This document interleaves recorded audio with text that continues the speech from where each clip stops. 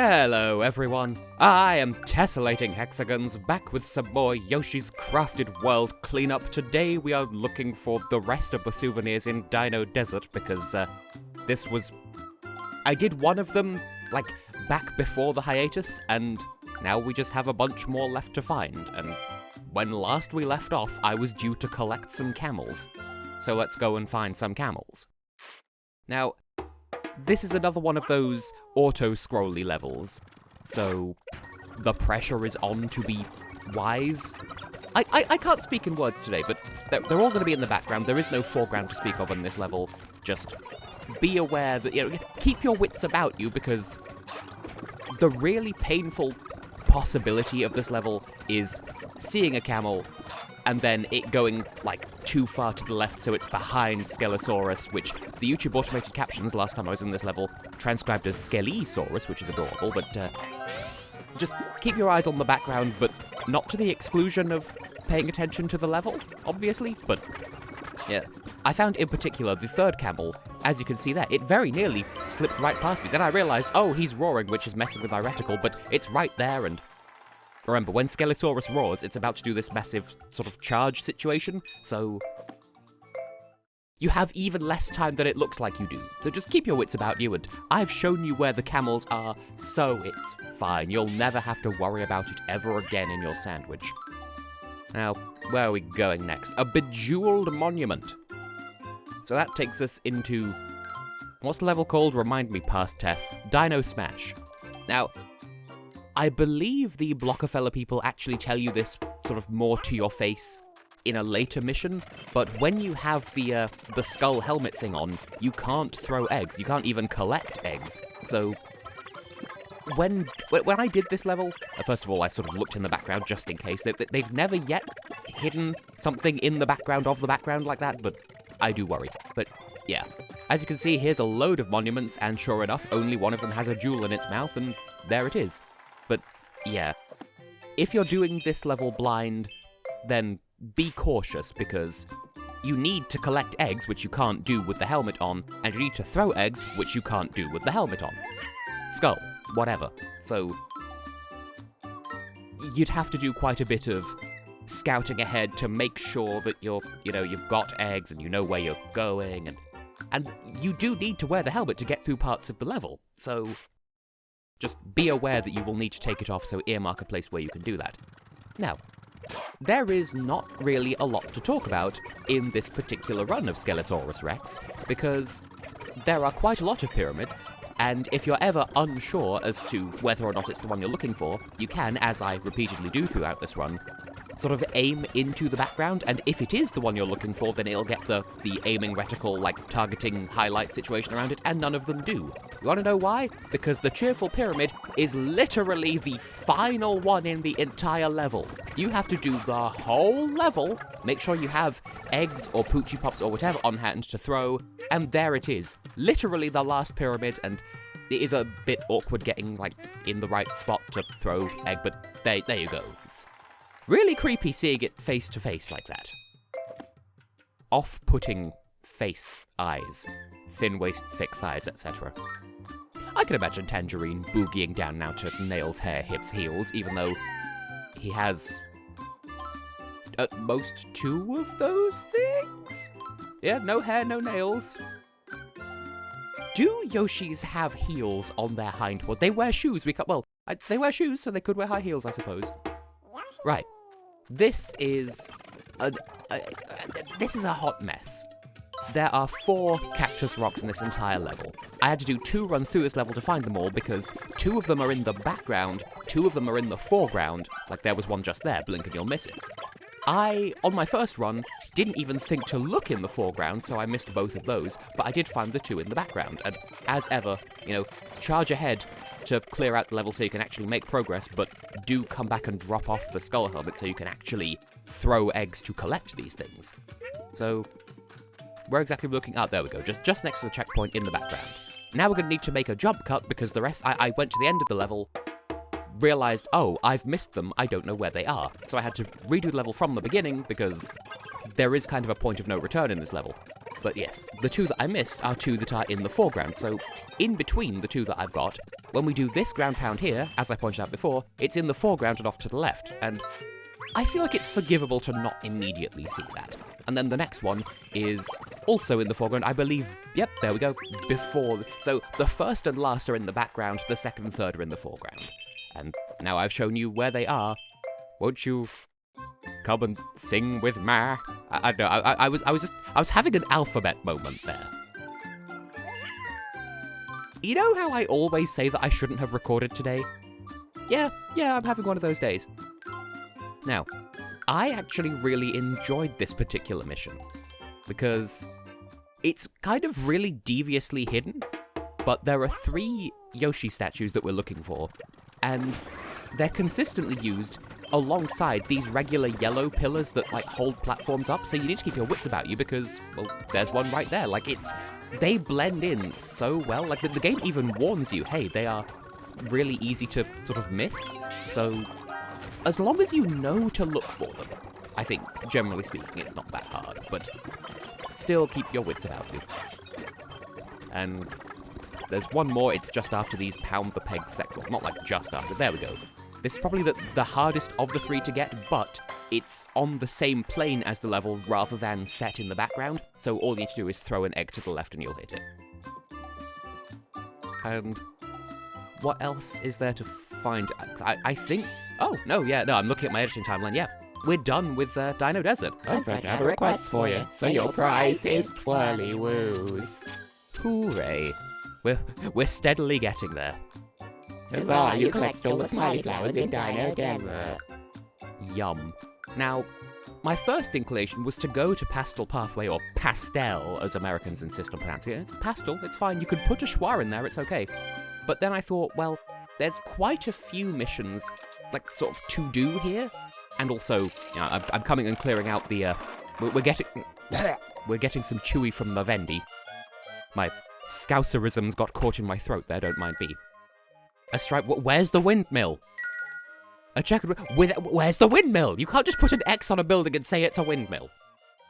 But yes, because there's a load of outstanding quests here, I'm actually going to put off the main body of Pastel Pathway until probably the next episode. So I'm going to skip straight past that and onto another area that has, like, I think the most, like, requests an area can have is 10, and that one has 9. So let's jump ahead to Sky High Heights, which only has 7, just trying to keep these episodes at a reasonable length. So, the first set of souvenirs here, a Blargg rock. Blargg rock! Hallelujah! But before we do that, once again, I've realized, hey, I don't have all the costumes here, and I'm dressed as a squish. But, yep, just plug in all the coins that we have. As I've said, doing these missions and sort of replaying the levels semi-blind as I do, it's given me an opportunity to just grab coins as I see them. So I'm hoping that I will have enough coins without having to worry about it to clear out all of the remaining Vendies, as I feel inclined to call them for whatever reason. Is that internally consistent with what I've said in earlier episodes of this series? I don't know, it's been nearly 3 years. Also, that soda cap is... it's giving Swizzles refreshers, which... they do squash cordial flavored after those things lately, and I've tried all 5 flavors that I know of, and exactly one of them actually tastes as it's supposed to. They're all nice, it's just only one of them actually tastes like the sweet they're mimicking. The rest are just... they certainly are flavors. Like, the Love Hearts flavored one just tastes like... not like lemonade as you and I might understand it, but the more traditional lemon-flavored beverage. Anyway, yes, we came here to find a Blargg rock, not to be confused with those mega Blargs, and yep, there it is, just behind this sinking platform. You don't actually need to make the platform sink in order to hit it. As long as you can hit, like, the top knot at the top, that still counts as making contact, but I wanted to go the extra mile. On the subject of top knots, fellow Brits out there, do y'all remember the Fimbles on CBeebies?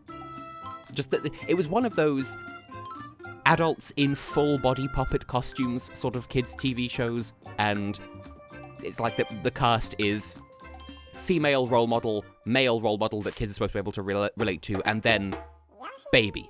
And the baby one had like I won't say speech impediment because I have feelings about that phrase anyway, but like the idea was she was young and baby and so couldn't speak, like, with perfect clarity yet. But that's fine, that's just a part of children's development. And by the way, the thing we're looking for is, like, halfway through the level, so that's why we're just blitzing through. But, like, the sort of the viewer engagement of that show would be like, I can sense something nearby. My fingers are fimbling, my top knot is twitching. But for some reason, the way the baby one said it just made me think, like, what you said, what is a nop-nop and why is it twitching? So, that's my story pertaining to the word top knot. Anyway, Tyrannosauruses, and they are adorable.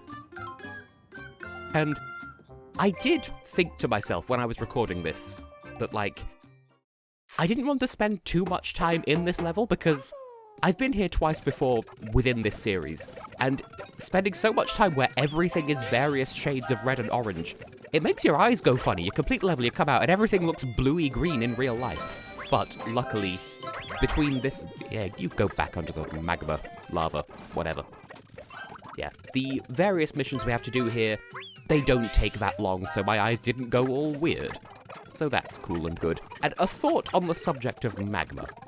Say you build a house in Iceland, and you go down into the basement. I don't know if Icelandic houses typically have basements, but humour me. You go down into the basement, and everything's fine, and then, like, you swing a pickaxe at the floor, as you're wont to do in Iceland, and then you hit upon a vein of magma. It was a channel of magma that was bubbling away, and it was your natural underfloor heating, but now it started leaking into your basement. Does that make it lava at that point? Because it's no longer within the veins of the earth, but it is still technically below ground because it's in your basement. Things that make you go, or indeed things that make you go, shut up, Tess. Now then, this is one of the more stressful missions in this episode, but it's not that bad. So, like, the entire first swoop of this level, where you're going from right to left, you have to worry about that one there, which is right at where the level folds. And we're not going back into speed up mode because the second one is just right around the corner here as well. But, like, for at least the first third of your time here, you don't actually have to worry about, you know, keeping your eyes peeled for UFOs, whatever. You wait ages for one to come along at once. And then, I think there is an audio cue for it as well. Like, you may have heard just there, this sort of a wah, wah. But that might just happen whenever there's UFO on screen, so I might be talking nonsense. But yeah, that feels stressful because, again, it's an auto-scroller, so if you miss it, you have to restart the entire level. But in the grand scheme of things, not actually that hard. Now, an Egg-Carton flower.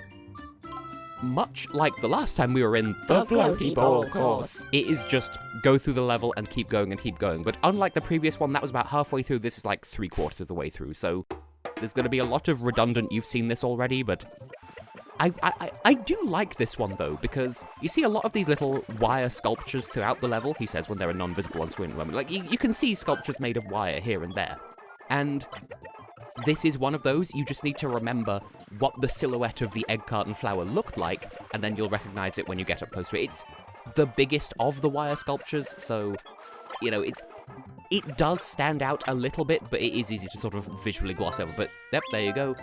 The camera takes a while to scroll up, so you might not even realize it is a flower at first, but as I said, it's the biggest wire sculpture. You'll be fine. Now, judging by the annotations I've made on my editing timeline, we're going to head back into the volcano once again. But, as I said, we're not in there for so long that it makes your eyes go weird, or at least it didn't for me. And anyway, Pteranodons. I have a history with flying dinosaurs. Real ones will remember. If you don't remember, then you're either new or fake. Or possibly both. Or, you know, I could just not judge you based on your knowledge of really esoteric inside jokes. Yeah, I think we're going to go with that option. Anyway, the first one is just after when Poochy joins your party. And these are, I think, harder to spot. Because, there you go, there's another one right there. Which, again, easy to just blitz right past. I don't know if you need to be in that under-the-floor nook. I think you can't actually hit that second one unless you're that far down. So, you know, be aware, be mindful. You're not going to get locked out of it. You can just go back and... You can go back around if you missed it the first time, and there's the last one. I think the real threat there is just the Blargg, which you can just throw 3 eggs at them and they'll be subdued for a little while. So, you know, really no pressure with that. So, yeah. I would say, yes, and now we're done with Sky High Heights as well. No, we're not. There is one last round, and this is kind of the quote-unquote final boss mission of the souvenir hunts here. We're going back to The floaty ball course. which, I mean, what the hell else, or indeed what the hell would you call it? And we're looking for blue stars with smiley faces. And again, I enjoy the progression of this mission. Because the first one is easy enough to find. The second one is just, it sticks out there. It's a bit better hidden than the first one, but it's still fairly easy to spot. And they sort of ramp up like that. Now, the blocker fella who gave us this mission did say, watch out, some of them may be moving. And this is true. But, I mean, that one isn't. The first two aren't. That one's easy to gloss over because it's just sort of embedded in the side of the level which becomes the background and then becomes the regular ground again. Then we have one that's just dipping in and out of that mountain like a teabag, and not in the euphemistic sense, but I mean in the literal sense. And then the last one is a nice little set piece, which just when the camera turns for the ending, it sort of goes shoom on the way past. And there's that, and we have another instance of that later in this video. And I don't know if, like what happens if you just let it keep going? Like, does it just fly off screen and disappear forever? How far backwards through the level does it go? Anyway. Twirly woos. I have not much to add in that regard, but, Huzzah! You collect all the smiley flowers in Sky High Heights. which gives me ample excuse to transition over to, it would be weird to just end the episode there, so let's just keep going. Cheery Valley is my next destination. There's 7 here, but I've done 2 of them already, so we may as well just pick up where we left off. We're looking for a dried fish, with a silhouette clearly showing 3 fish on a clothesline by the look of it, but a dried fish, and there's 3 of them. Don't worry about it. And I would say it is to this level as the Egg-Carton Flightless Goonie was to the other one, where it's just go about half, maybe 2/3 of the way through the level, be a little bit frustrated at the notion of if you fall into the water, you lose all of your eggs, which was a bit of a time for me, but I don't remember if that was in this run level or when we come back, because, okay, there we go, it happened right there. Spoilers, we do come back to this level later on, but just, okay. It was this time. This was the terrible, awful, no good day that I had here.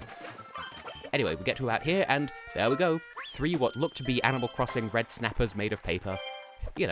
A dried fish. Now, the day in between me recording the footage and me recording this commentary, so yesterday from my perspective, but tomorrow from the perspective of Tangerine according to this video, was the monthly furry meeting for where I live, and because it's the festive season, we had like a, well, I would say a pub quiz, not pub, but still quiz, and my team consisted of myself and 2 others, so it was maximum 4 people to a team. We were a team of 3, and we were kind of the asexual representation, because, like, we're the ones who kind of wear the ace pride flag on our sleeves, as it were, and we were just like, yeah, we know that we've gotten at least one of these right. We're sitting there having a Sam Ryder moment going, we got points, and then we won. So that was cool. The prize was several boxes of Lindor chocolates, which I ate my share of that whilst watching Strictly Come Dancing yesterday. Although, by the way, we found the house. Just, the game said find my house, and I did. Just, that's happening in the background. I've been finding Strictly a little bit miserifying this year, miserable making, just because the producers clearly have a favourite that they're pushing as, we want this one to be the winner, and if you don't vote for this person, then you're wrong. And, like, if you're going to puppeteer people, can you at least be more subtle about it? Because it's just boring to watch this whole pretense of, oh, anyone could win, and, like, clearly that's not the case. Anyway, this is bar none the most stressful mission I've done, because, look, there's the first one, I throw a thing, the Poochy Pop completely misses even though I was aiming at it, because I guess it was outside of the Poochy Pop's range, and it didn't count because the Poochy Pop didn't hit it and I had no other eggs, and I'm sad and I'm salt. So, manage your resources wisely. It very nearly happened again there, but this time I had more eggs to work with, so... Technically 2 out of 5, but I've only officially collected 1, so we'll have to go around again. The third one is over there. Of course, it only appears as number 2 on the counter, but... Now, there is no shame in going into the shade here, you know, no tea, no shade, except yes shade. Also, you can hit that one without going into the pit lane, as I did there, but, you know, just be aware that you don't have to go into the pit lane, but you can. There is no shame in ducking into the shade to, like, slow the car down. Like, you have some semblance of control over the speed at which this auto-scroller scrolls. Anyway, I'm salty because there's one I just missed somehow. So, let's go around again. This time not completely failing on grabbing the first one, which is, as I said, right there. If you don't have a Poochy Pop, that's probably for the best, because if you throw an egg, it just keeps going, whereas the Poochy Pops do rebound back to you after a set distance, which is why I missed it the first time. The second one, well, the fifth one altogether, is like right after the fourth one, which might explain why I missed it on my first go-around. So keep your eyes peeled.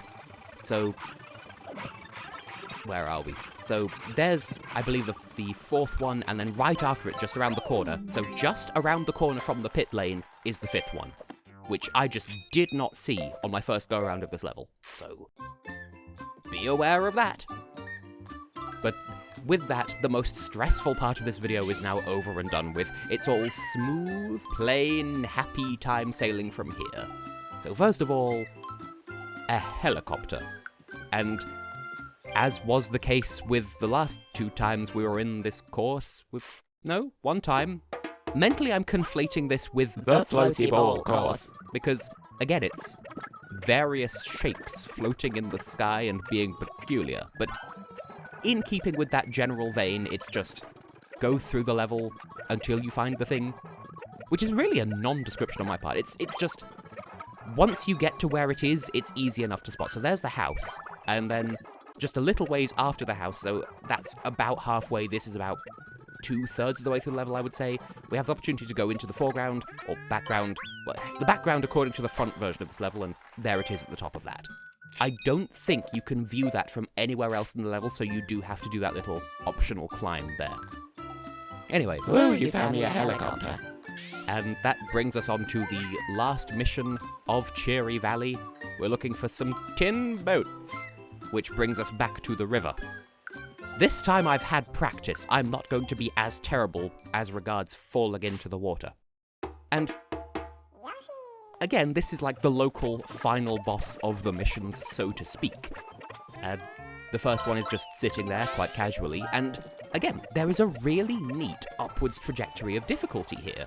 So, you know, the first one was just sitting out in the open. This one's hiding behind some scenery, which you can hit from here, or as you progress through the level, you can hit it from here as well.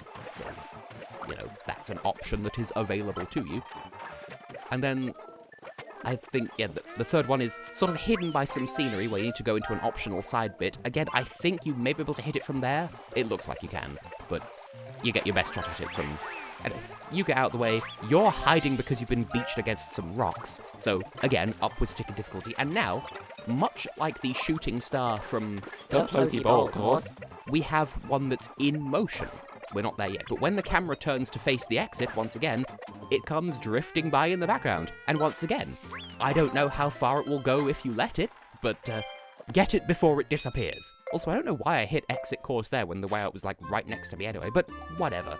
The point is, we've found the tin boats, which means that we've found everything that there is to find in Cheery Valley. We have cleared out 3 areas in this video. You both have a request for you. Have some twirly woos.